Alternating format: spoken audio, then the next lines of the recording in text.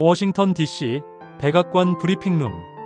평소보다 30분 일찍 소집된 기자들의 웅성거림이 가득했다. 백악관 대변인이 단상에 오르자 플래시가 터졌다. 오늘 대통령께서는 동북아시아 경제 파트너십 강화를 위한 새로운 이니셔티브를 발표합니다. 대변인의 목소리가 브리핑룸을 가득 채웠다.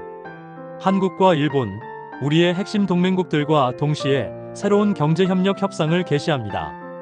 CNN의 수석 기자가 손을 들었다. 구체적인 내용은 무엇입니까?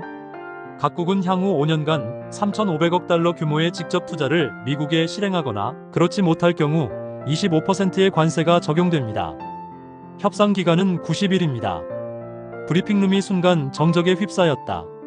로이터 기자가 황급히 질문했다. 두 나라 모두에게 같은 조건인가요? 네, 공정한 조건입니다. 미국의 경제 안보와 동맹국들의 상호 번영을 위한 것입니다. 서울시각 새벽 2시 청와대 상황실에 긴급 소집된 경제수석과 외교수석이 모니터를 응시하고 있었다. 통역관의 목소리가 떨렸다. 대통령님, 미국이 우리와 일본에 동시에 같은 조건을 제시했습니다. 대통령이 깊은 한숨을 내쉬었다. 3,500억 달러라. 우리 외환 보유고의 절반이 넘는 금액이군. 같은 시각 도쿄 총리관저. 긴급 소집된 내각회의가 진행 중이었다. 재무대신이 자료를 펼쳐놓고 설명했다. 총리님, 이는 우리 연간 GDP의 약 7%에 해당하는 규모입니다. 하지만 25% 관세가 적용되면 우리 수출 기업들이 받을 타격은 더욱 클 것입니다. 총리가 안경을 벗으며 말했다. 미국이 한국과 우리를 동시에 압박하는 이유가 뭘까? 외무대신이 답했다. 아마도 경쟁 구도를 만들어 더 유리한 조건을 얻으려는 것 같습니다. 뉴욕 증시는 개장과 함께 혼란에 빠졌다.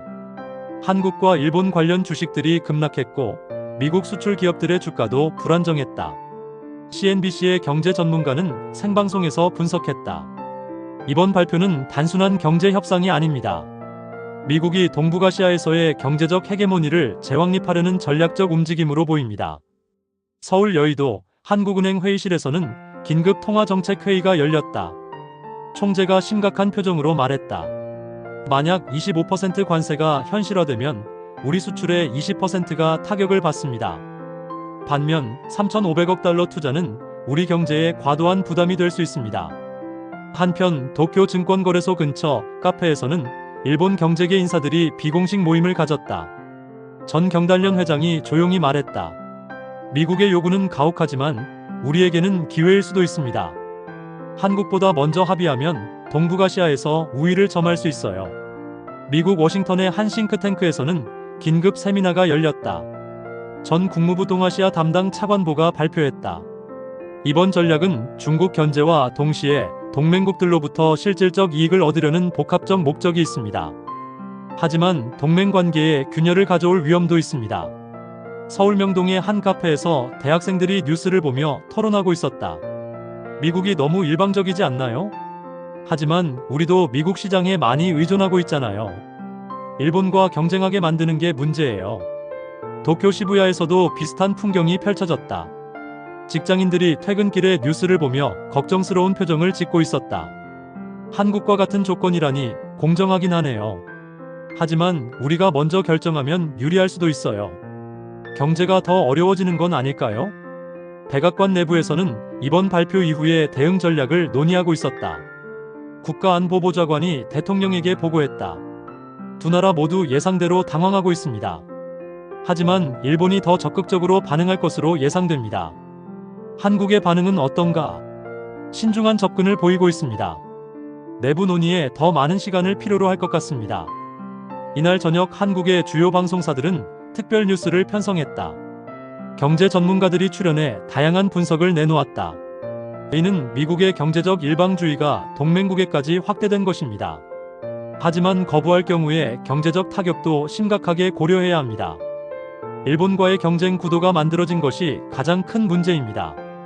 일본에서도 NHK를 비롯한 주요 언론들이 긴급 특집을 방송했다. 정치평론가가 분석했다. 미국의 이번 요구는 우리 경제에 큰 부담이지만 한국보다 유리한 위치를 확보할 기회이기도 합니다. 중국 베이징에서는 이번 사태를 예의주시하고 있었다. 외교부 대변인이 정례 브리핑에서 언급했다. 일방적인 경제 압박은 지역 안정에 도움이 되지 않습니다. 모든 국가는 상호 존중의 원칙 하에 협력해야 합니다. 이날 밤 서울과 도쿄에서는 각각 긴급 국무회의와 임시 내각회의가 열렸다. 양국 모두 90일이라는 시한 내에 중대한 결정을 내려야 하는 상황에 직면했다.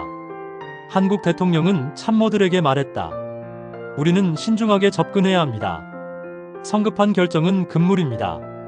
일본 총리는 다른 접근을 보였다. 빠른 결정이 우리에게 유리할 수 있습니다. 한국보다 먼저 움직이는 것을 고려해 봅시다. 미국의 이번 발표는 동북아시아의 경제 질서에 새로운 변수를 던졌다. 한국과 일본은 각각 다른 전략으로 이 위기에 대응하기 시작했고, 이는 앞으로 90일간 벌어질 복잡한 협상의 서막에 불과했다.